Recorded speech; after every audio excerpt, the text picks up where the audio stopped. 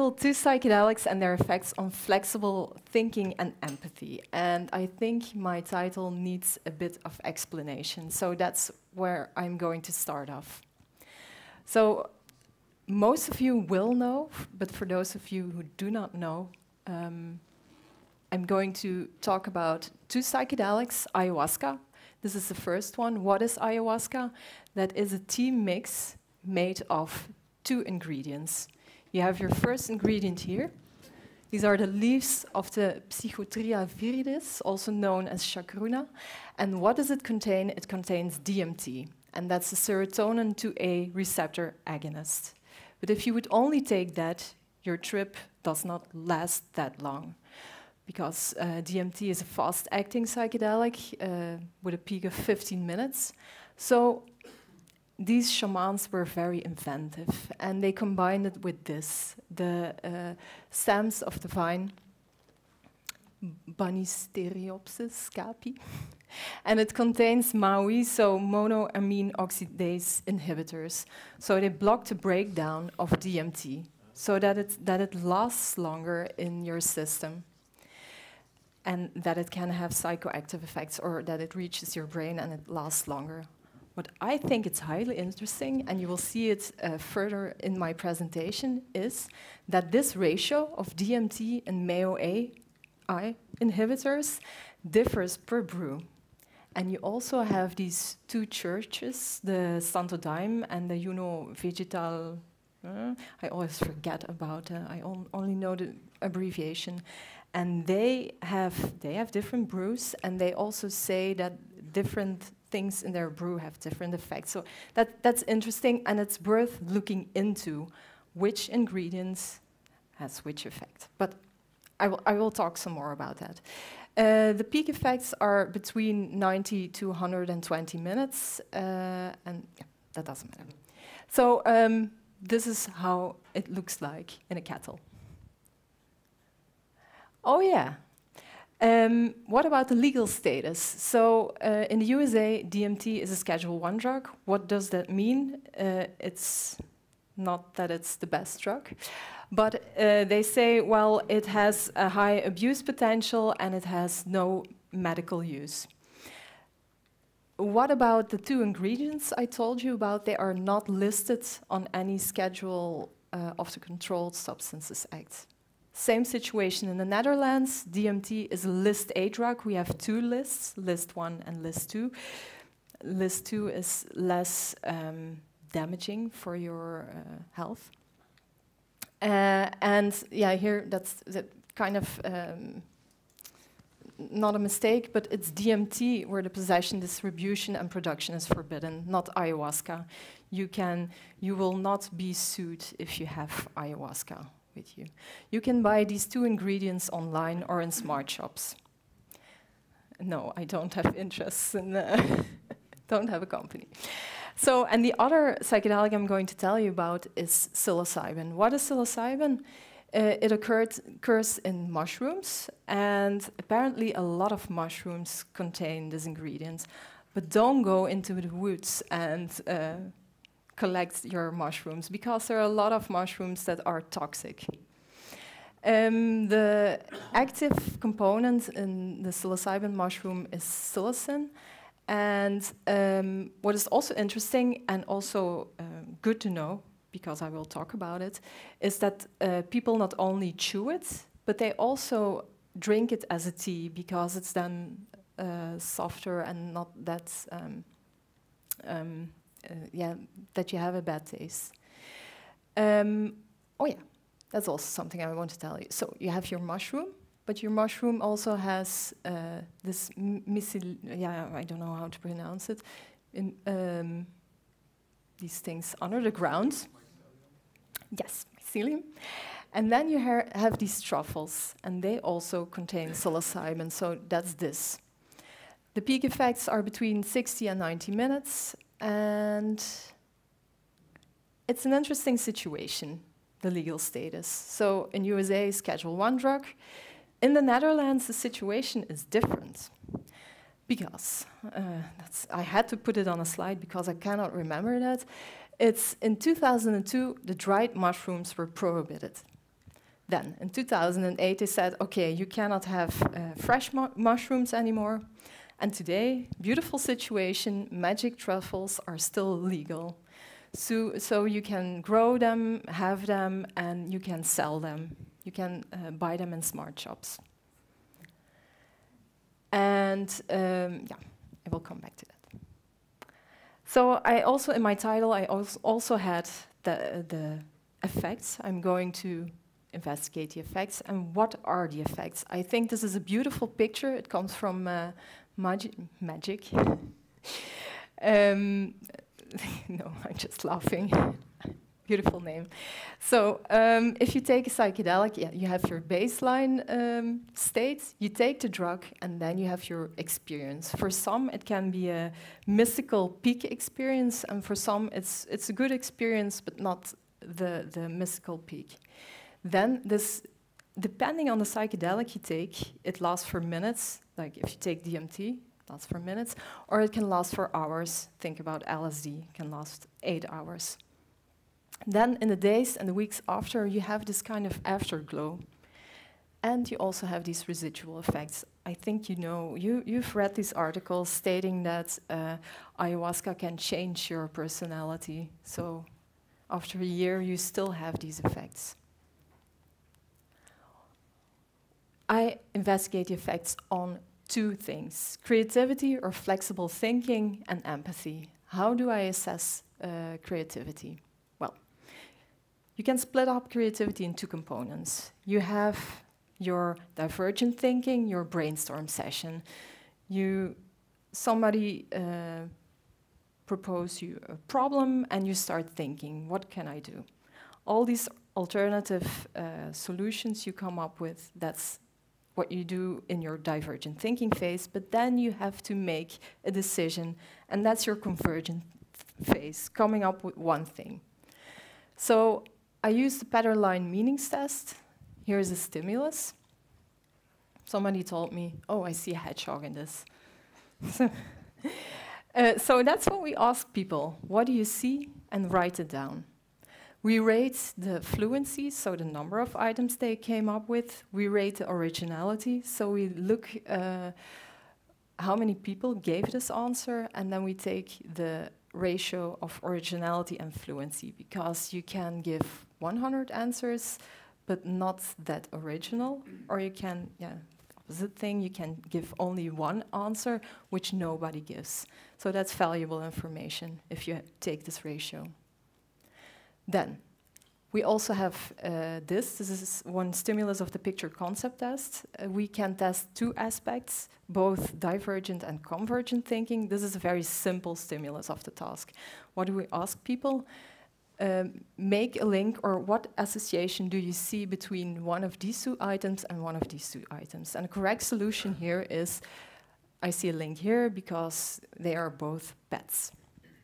And then we have the second phase. We ask them, come up with all the other associations you see.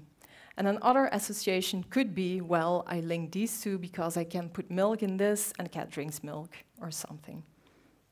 And then we also rate it for fluency, originality, and take the ratio.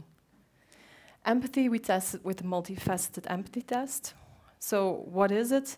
We show 20 pictures of people depicting a positive and a negative emotion. And then we give them 4 alternatives per emotion, and we ask, which emotion do you see? And that's cognitive empathy, so recognizing the right emotion. And then we also ask them, how much concern do you feel for this person? That's emotional empathy, explicit emotional empathy, and how aroused, not in a sexual context, because sometimes it's difficult to explain it. Yeah, and so it's just an indirect measure of emotional empathy. So how aroused in your body, how much do you feel tension or, yeah, arousal?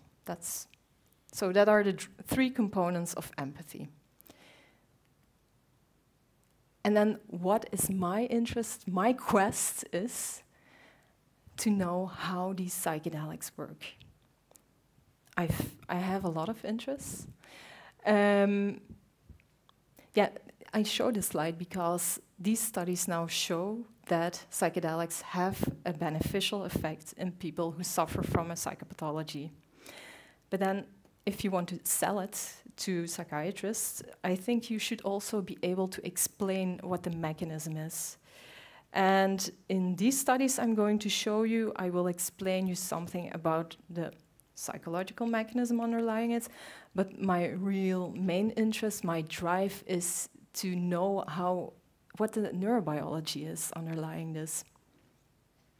We're also looking into that, but I'm not going to show you data on that. So what is a good starting point, I think? We know that it works in depression. So, and then what are you going to assess? I already told you I'm going to assess empathy and flexible thinking. Why? Because depression can be defined as this. These people have a rigid thinking pattern. I'm bad, I can do nothing, the whole world is against me, everything is negative. And you should take these people out of this negative thinking pattern and let them come up with other solutions that perhaps not everything is bad and due to them. So you need some kind of divergent or flexible thinking. And what do we know? That cognitive flexibility and empathy are linked. And we also know that positive mood enhances flexible thinking, and it creates flexibility. So that's my starting point. I'm going to assess the effects of psychedelics on emotion, empathy and mood, and cognition, creativity. And what also interests me is, like I showed you, this picture of effects, the duration, the persistence of these effects. Because people say if you take it once or twice, you're cured. A percentage of people is cured. And it lasts. But I'm not sure whether it lasts a lifetime, and I want to investigate that. So how do we investigate that? We have two approaches. We have our solid approach, which we use most of the time, but it also costs the most money, so we cannot always do that. We do placebo-controlled experimental studies. What does that mean? We ask the population who is an experienced user, experienced not taking it 300 times, but who has experience with psychedelics, and then we invite them to the lab. Usually we do within subject studies, in that we give people the active drug on one day and a placebo on another day, and then assess the effects on these things. What we did in this study I'm going to show you is not a within subject study. And why? Because we wanted to test the persisting effects. And if you say psychedelics have a persisting effect and then do a within subject study, it's difficult. How much time should you keep in between? And so we did a between subject study. What do we do more? If you go on the internet, you can find all these retreats. All over the world, retreats are taking place. Using all of these substances, it's such a nice opportunity to take advantage of. That sounds really bad. No, I think there is a lot of knowledge we can use and should make science of. It should be published, these data, because a lot of people are taking these substances. So we visited ayahuasca retreats and psilocybin retreats and other retreats, but I'm not going to talk about that today. So, what about the ayahuasca studies? The first study we did was this naturalistic study, a within subject study. We visited a retreat, we tested people at baseline and during their peak. So when they drank the tea, 2 hours in their experience, we did the tests. The tests, the picture concept test, assessing creativity. We did it in 2 groups. One group was tested in Barcelona, one group was tested in South America. And here you already see, and I think it's highly interesting, you see the differences in these groups. This group took it only 27 times, this group took it on average 100 of times. And what is also interesting, I told you, is that these two retreats used another ayahuasca brew.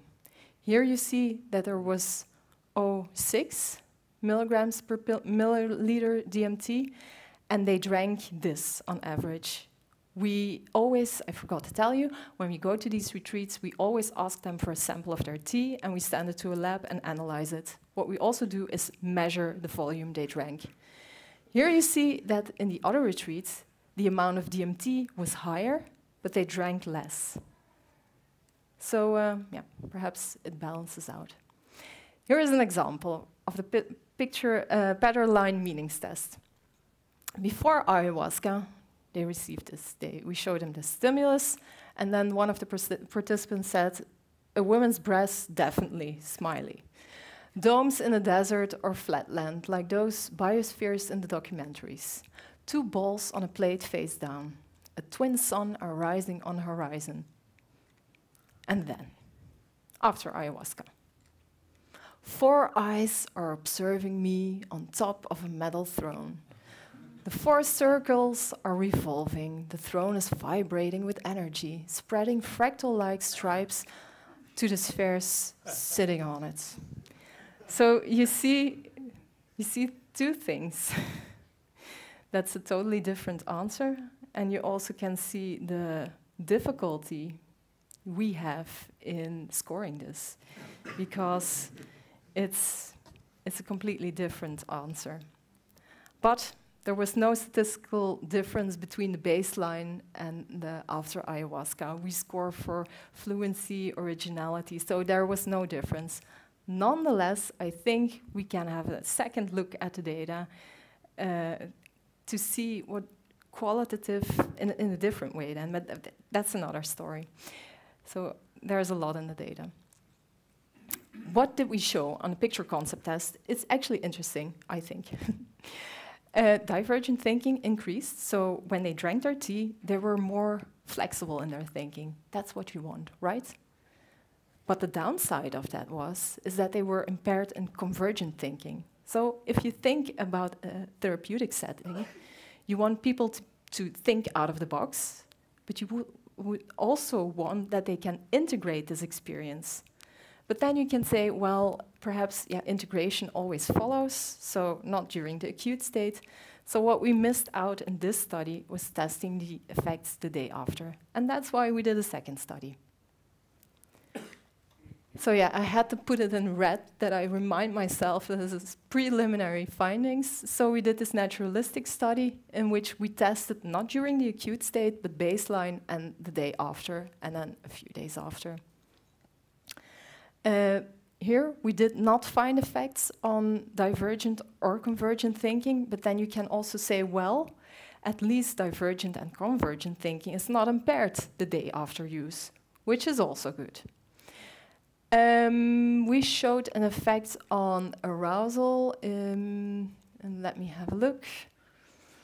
Baseline compared to, so arousal for positive emotions went up. So when people had ayahuasca, they felt the day after more aroused when they saw people depicting a positive emotion.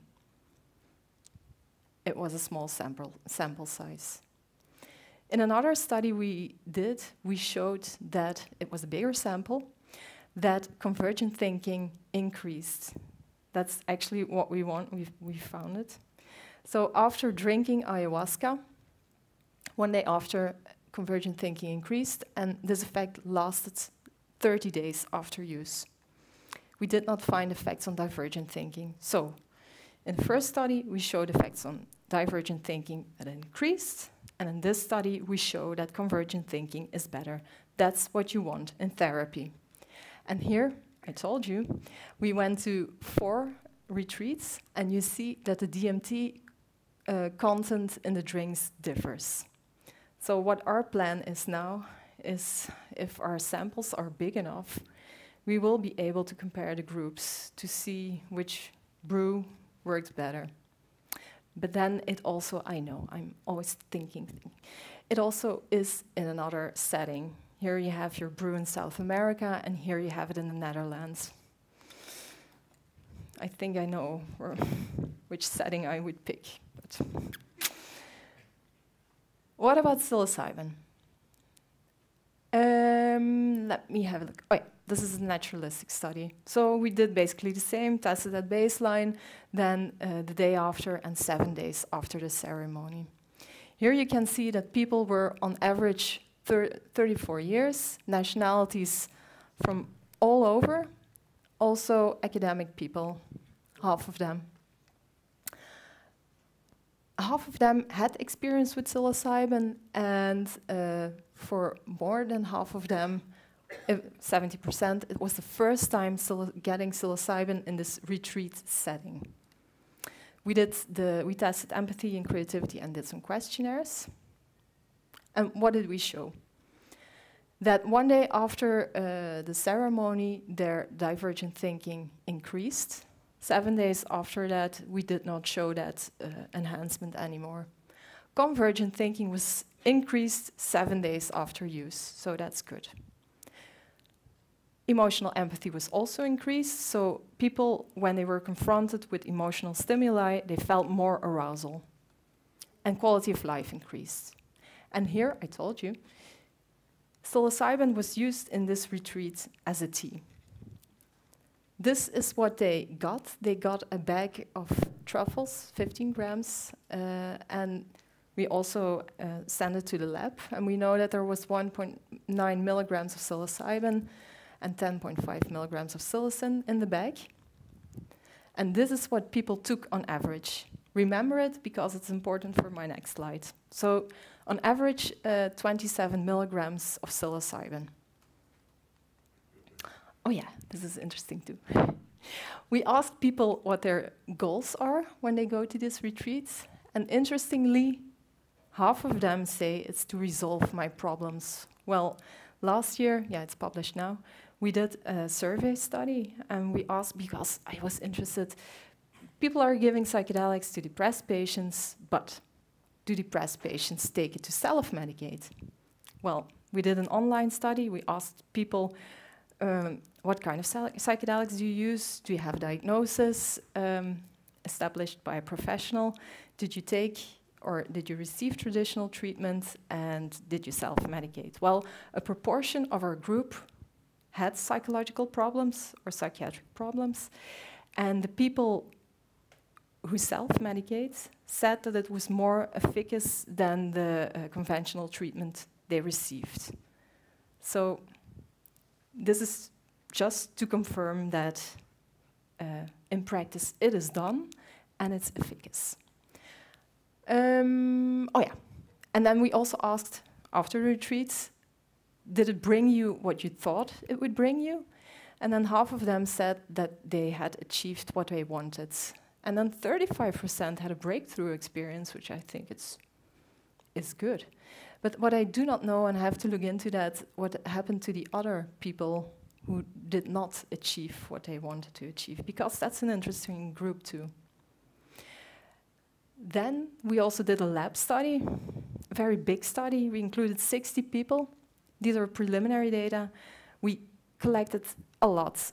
Biological measures in blood, we collected neuroimaging, but we also collected data on empathy and creativity.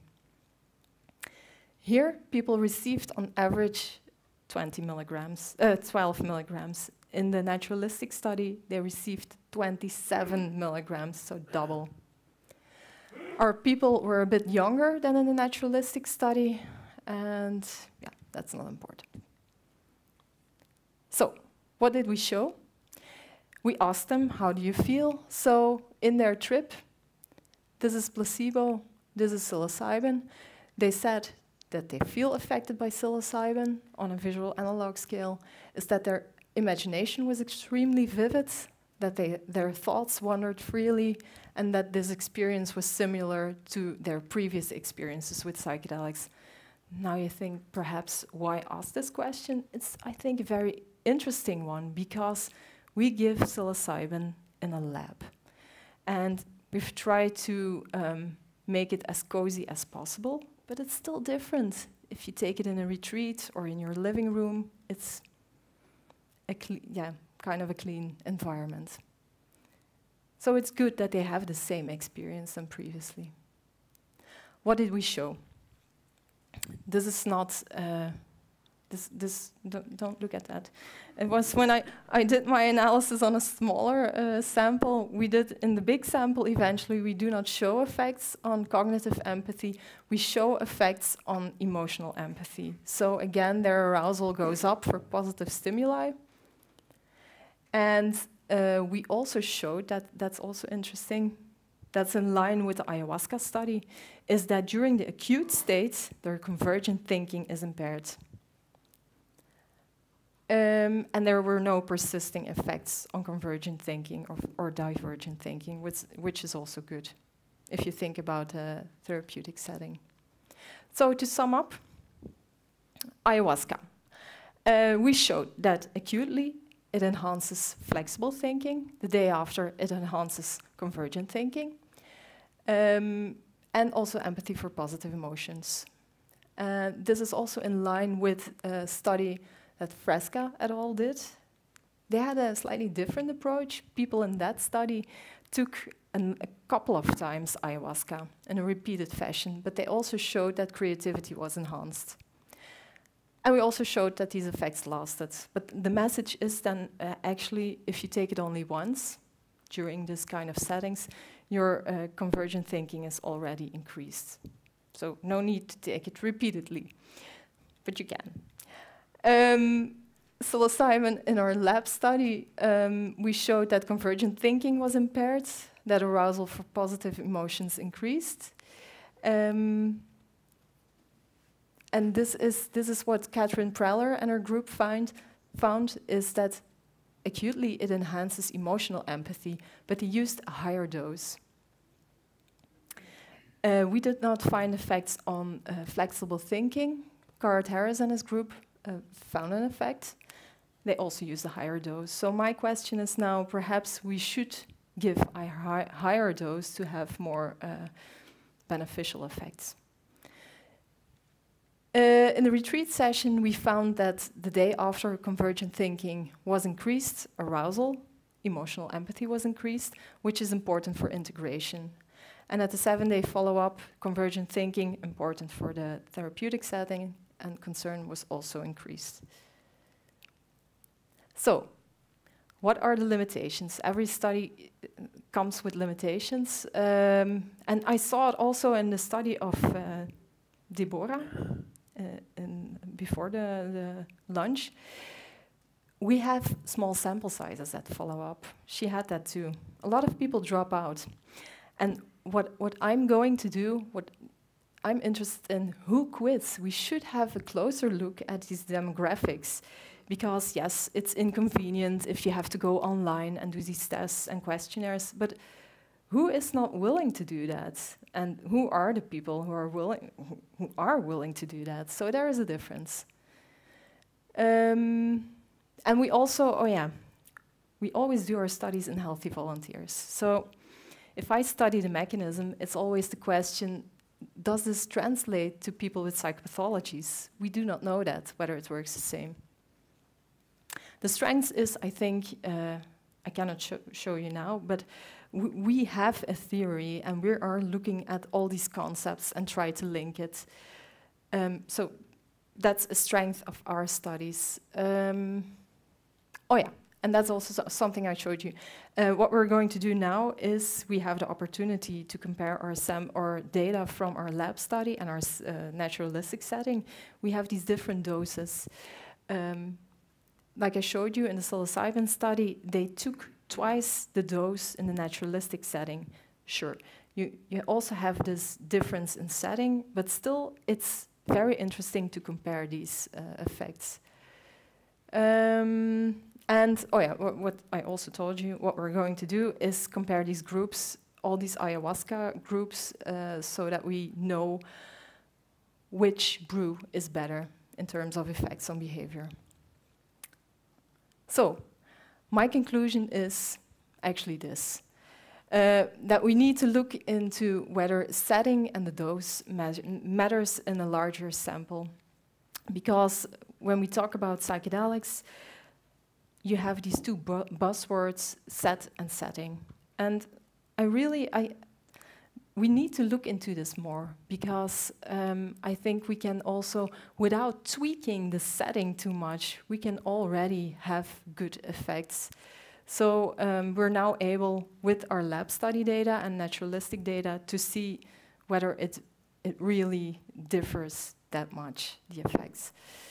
I would like to end with saying thanks to the collaborators, Jory Reba, Natasha Mason, and Johan Ramakers, the organizers of the retreats, and the Beckley Foundation, who co-founded the psilocybin study in the lab, the participants, the organizers of this conference, and of course, you for your attention. Thank you.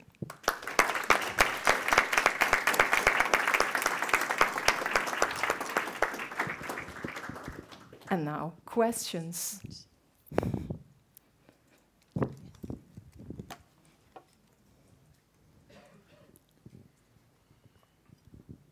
Hello. I wonder how you do with the placebo groups, because it's pretty obvious that you aren't tripping when you aren't tripping. Yes. And vice versa. Yeah. Like you saw in this, yeah, you cannot deceive people, but I think it's interesting if you have a look at this. This is placebo. So there is something going on, but it's not that extreme. And I know I have a lot of experience with MDMA studies. I also know that people think they are under the influence, but you're true. You cannot decept somebody who takes psychedelics. So it's a lot of expectation can play a role in the effects. No. Thank you. Thank you.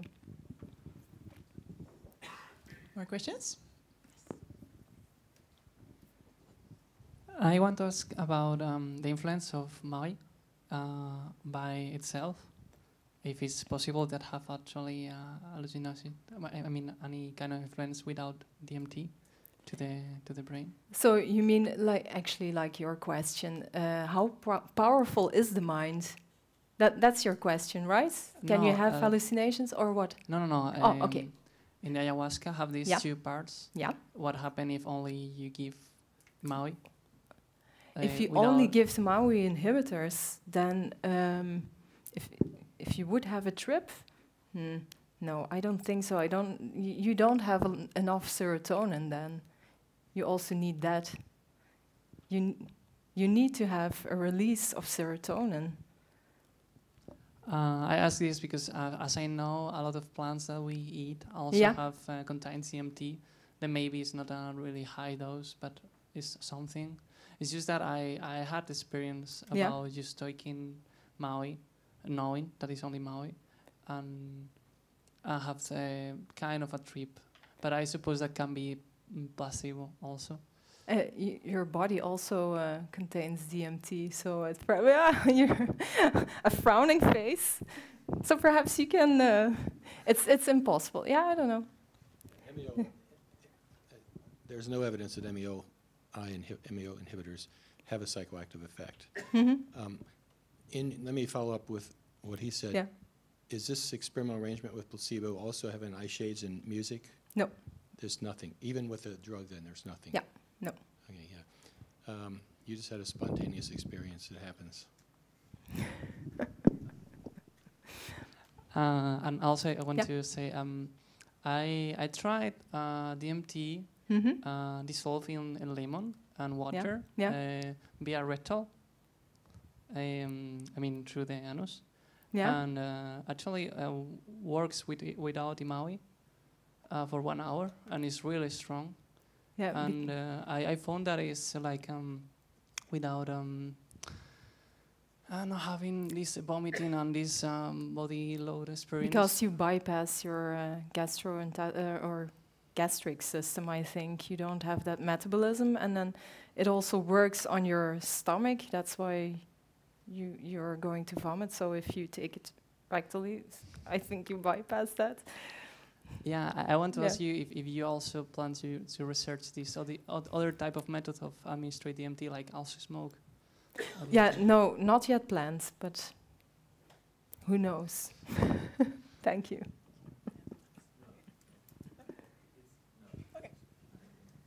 Okay.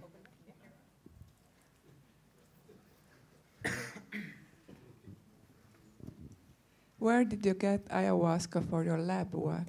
Yes, no, that's a good question. We're not doing studies in the lab with ayahuasca because we do not have GMP ayahuasca yet. But we very much would like to do that, but we still have to wait. Yeah.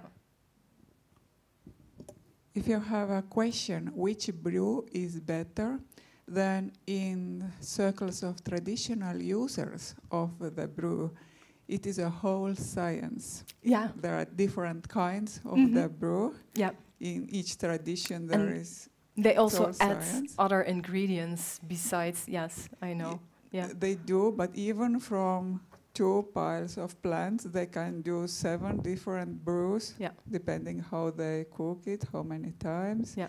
And they are different, not only the overall strength, but also in qualitative effects. It's an interesting area of study. Yeah, I think so too. Thanks. Any more questions here? Yeah.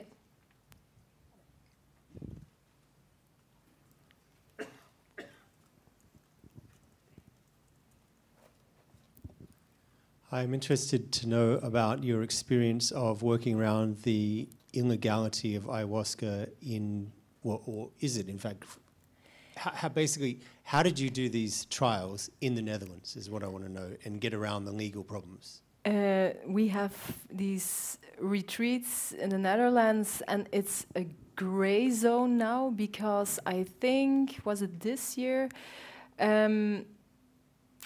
They wanted to prohibit ayahuasca, but now I think it's still allowed. But they have trouble. Yeah, we're just. Yeah. So how did you go and approach? How did you get the contacts? Yeah. How did you do this? We approach these retreats, and then we ask them whether we can do scientific research there, and then we submit it to the ethics committee, and that's it. And now retreats are approaching us. So, yeah.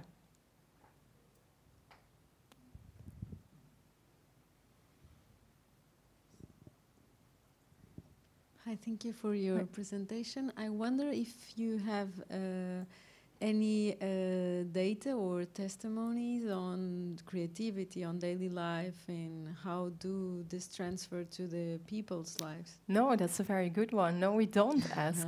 Yeah. We could do that.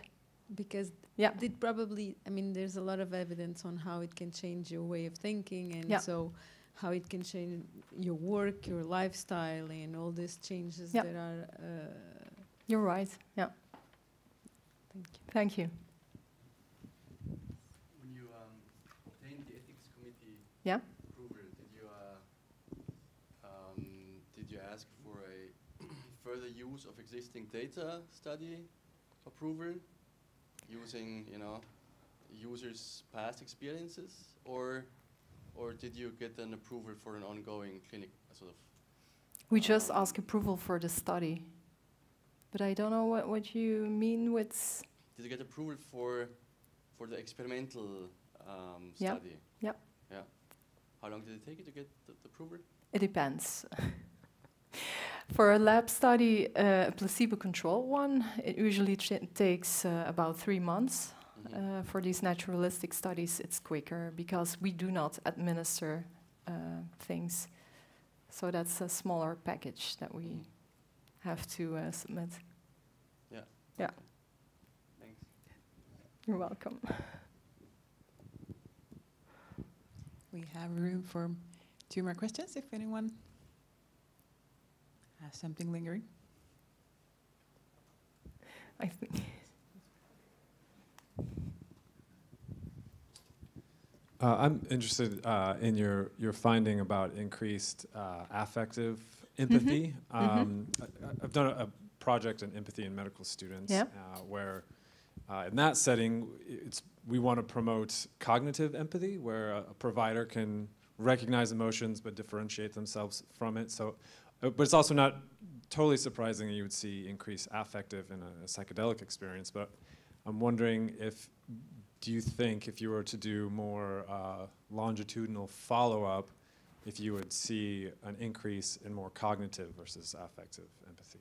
I don't know, it's possible, but I also have to add, I'm always very self-critical.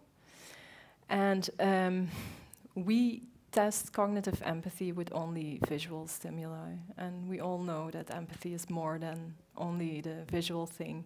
You have auditory things, you have full body, the body language. So I think we have to move into a more ecologically valid way of studying empathy, but that's another sidetrack. So you didn't use any like self-reporting scales to measure empathy? I have to think about that. We did a lot of questionnaires. I think it was more about well-being and not so much about empathy.